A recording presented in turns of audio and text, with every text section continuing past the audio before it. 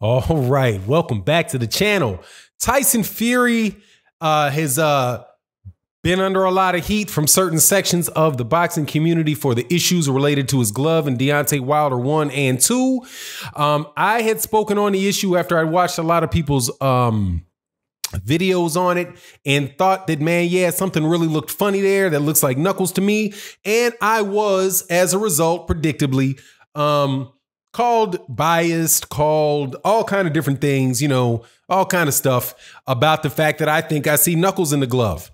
So what I did in this video is I tried to be as unbiased as I can, and I looked and I tried to use math and logic to see whether or not what I saw with my eyes with them knuckles in that glove was reasonable based on some information other than the fact that I saw the knuckles there. And I do believe that I found a pretty fair way to look at it. Let's talk about that in this video.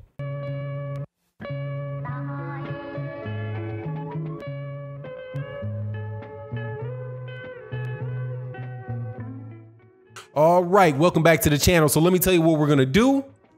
I'm going to break to a video that I recorded right before I did this portion of it. And I walked through an analysis of Tyson Fury's gloves, but I'm not actually looking at his gloves. I'm looking at the relationship in fight number 1 between the tape around his gloves and the hand wrap on the bottom of the glove. I think that it is reasonable to believe that his hand moved up, his glove moved up, or his hand moved down in just enough of a proportion, just enough to put his knuckles in the middle of the glove. Now, I'm looking at that, not saying, like I've been saying, knuckles. Dude, I see a knuckle in the glove. I figured, let me act as if and go on the assumption that the picture's too grainy and I can't see whether or not it's a knuckle or not. So let's see if there's any other evidence that we can see that would point to whether or not Tyson Fury's left glove moved. That is what I'm going to go through and analyze, and I'm going to look at and I'm going to share with you what I found in this video. Stay tuned. All right, so let's look at this graphic. I'm going to walk through the graphic first, and then I'll let you know how I came about it and what my conclusion is. So if you look at the upper left hand corner where it says round 1, 6.7% wrap exposure. And then in the upper right hand corner for the right glove, you see, the round 1, 6.7 wrap exposure for the left hand. The round 1, 0% wrap exposure for the right hand. Then I look at round 12. It says round 12, 33% wrap exposure for the left hand, 12 round, 6.7% wrap exposure for the right hand. So let me tell you what that means. Number 1, I started at round 1 so I could get a baseline. That is knowing once Tyson Fury's hands were checked in the gloves were put on in the locker room, and he comes out and stands and he's about to fight, and Jack Reese in the first fight looks at his gloves. Everybody check the gloves, right? That's the baseline. That's what people say. That's why a lot of people say, hey, they couldn't have cheated. The wraps couldn't have moved because they checked it. So, right. So I looked at the moment in time where the wraps and the gloves had been checked. And that is fair enough I do believe, to say round 1. If you notice in this picture, you see that Tyson Fury has a shirt on. That is before Tyson Fury takes his shirt off to start the fight. Okay. So that's round 1. That's why I started in round 1. And I started on the left hand, and I looked at the left hand and the right hand. But what is wrap exposure? That is something that is the way that I'm trying to determine whether or not his glove moved up his hand, because the wraps, which are underneath the gloves, stay in the same place. Because there's no ability for him to take the gloves off, right, and rewrap his hands to extend his hand wraps, you know that those wraps did not move very much or any significant amount during the fight. The question is whether the glove moved. And conveniently enough for us in the first fight, which wasn't true in the second fight, there is a clear distinction because of the color between his hand wrap, which is white, and the taping of the glove, which is red. And so when I say 6.7% wrap exposure, this is what I mean.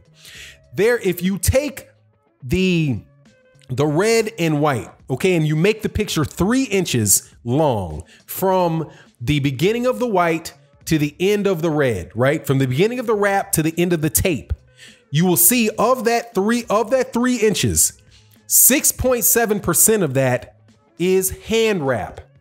And the remaining 94.3, right? The remaining 93.3, the remainder of that, or 92.3, the remainder of that is the tape. Now, so that was the baseline. 6.7% of the wrap is exposed. I mean, of the 3 inches is the wrap. Then you see in round 1, if you look at the right hand, go to the top right hand, you see where the baseline is, where he began. You have no exposure of the wraps at all, at least not that I can see. You see a little bit of green at the bottom, but that really looks to me to be like maybe the end of the actual glove. So you really can't see any hand wrap at all in the right hand. Okay, so those are the baselines. Now, in order to determine whether or not the glove moves up or not, you look at how much tape has been exposed between round 1 and round 12. Now, before I do that though, and I ask you to do this yourself, you can do the same thing with round 7. You can do the same thing with round 7. You can do the same thing with round 5, same thing with round 8, and you will see that roughly the same amount of movement took place. So in round 12, notice how much more white you can see, how much more of his tape you can see versus how much of the tape you see. That, my friend, if you do the same thing and you say, okay, make that picture 3 inches long, how much, if it was 3 inches and there's no movement, it should be the same percentage. You should still see the same amount of white. And I argue that I will tell you, if you go look at Deontay Wilder's gloves, that's exactly what you see. You see almost no movement between the 1st and the 12th round of that glove. You don't see things starting to get exposed, but yet with Tyson Fury, now 33% of this 3 inches is now white versus the remainder being red. That is a significant increase in the amount of tape that is being exposed versus round. Now let's say, well, maybe it's just a natural part. Let's look at the right hand. You can tell that the hand moved up the lower right hand corner. You can tell that Tyson Fury's right hand did move up slightly, but it only moved up to where there was a little bit, roughly 6.7% of that 3 inches that we can see is white. So it only moved to be exposed as much as the left hand started to. So you see, it went from basically a 6.7% increase of the white in the picture. But Tyson Fury's right hand, and it might be a little complicated for some of y'all, but I will wrap it up in a way that you'll understand it clearly. It went from 67 to 33.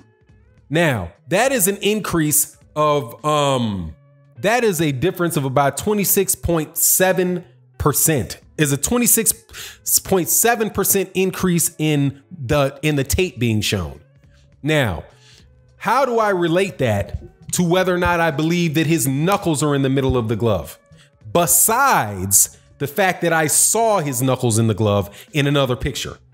Well, because this stuff is proportional. If you say, okay, how much I took a ruler. Now, this is me trying to be objective. Me being as objective and numbers based as I could. I took a ruler and I measured my own hand. And I said, okay, my hand is roughly 8 inches long. If it moved up 25, if it moved up 25, roughly the same amount as Tyson Fury's moved up, if you started it with it right here, how far would that same movement take me? On 8 inches, that is roughly it's roughly 2 inches of my hand. It would move up. And if you look at the picture, it's roughly 2 inches more, roughly 2 inches more, a little more than 2 inches more tape being shown. And you can tell that by the percentage of where the tape was in round 1 and where the tape is in round 12. And was also there in round 7. But so I'm like, okay, how much would that have moved it up? If my glove moved from here to here, right, the same amount as Tyson Fury's did, where would that put my knuckles? So if you start here and this is exposed, but you move it up the same amount, you wind up going from the bottom of your hand to your knuckle here. And if you close your hand, you will see your fingers because it moved the bottom of the glove because the tape stays in the same place. The tape moved up, the glove moved up. That means your hand, the point in which your palm originally was, also moves up. And now you're right in position to have that glove in the middle of your hand. And also notice how very, very, very little movement there was in the right hand. Although he's throwing punches with both, punches with both hands, he's sweating equally in between both hands, but yet there's very little movement or extra exposure of the tape on the right hand. So his right hand just didn't move. His hand wasn't moving around very much in his hand on his right hand, which means that his hand was at the back of the glove, that it was at the top of the glove where it was supposed to be and where it started at. But that was not the case with the left hand. That is, again, that's not me looking at what people say is this grainy picture and seeing, no, that's a palm. No, I'm looking at where his glove at the bottom started the fight, where it was at round 7 and where it ended. And his glove moved basically from here to here, which means that his middle of his hand, if it was here when it started, is now up. If that glove would be up here, which is why you see the knuckles. That, my friend, is Tyson Fury moving that glove up in his hand. And there's no argument. Now, you could say whether it was purposeful or it's not purposeful. Clearly, that glove is moved up. And if it is moved up on his hand, his knuckles and the rest of his hand is now lower in the glove, again, which is why you see the knuckle. And I am not even looking at the picture of the knuckle. I'm looking at the bottom of the glove. And just to wrap it up again, his hand wraps do not move because they are taped in place, and there's no point in time where anybody would have had access to add extra tape, at the end of his arm. But my question is, why are you wrapping both gloves differently, so significantly different to begin with? Why does he have in this side, the right hand, why does he have almost no tape shown? And the bottom, and you can't see any wrap, but from the very beginning of the fight, that tape is on that wrap. I think that maybe that would allow that to move a little more easily. But regardless, I don't have to tell you what my opinion is. I can look right at the amount of glove being, how much hand wrap is exposed at the bottom of the glove on the same hand in the same fight over the course of the rounds of the fight. And by the way, again, this you could go to is from the 7th. It's like that in the 7th round. Now, why can't you do that in the second fight?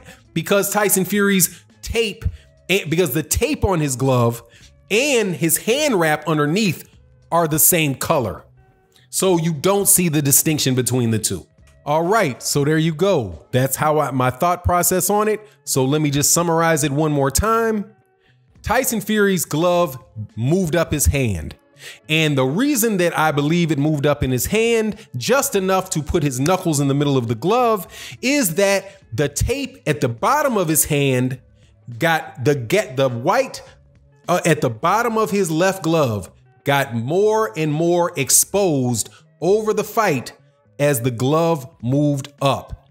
And one thing we know for sure is that he did not rewrap his hands. The wrapping of the hand roughly stayed the same, minus maybe a little movement because of sweat in the hand. However, it stayed consistent. But so if it stayed consistent and the tape didn't move, that means the glove had to have moved. And if the tape moved, if you see more tape and not less tape, that means that the glove moved that way. It moved up. And because it moved up, his hand got lower, and it got lower just by enough of a proportion to put his knuckle in the middle of the glove. And that's what I see without even seeing the knuckle itself. However, since I did see the movement of the glove as demonstrated by the relationship of the glove to the tape, and I saw the knuckle, I think that it is fair and unbiased of me to determine that his hand was in the middle of the glove. You let me know what you think in the comment section. And with that, I'm out. Peace. Take that.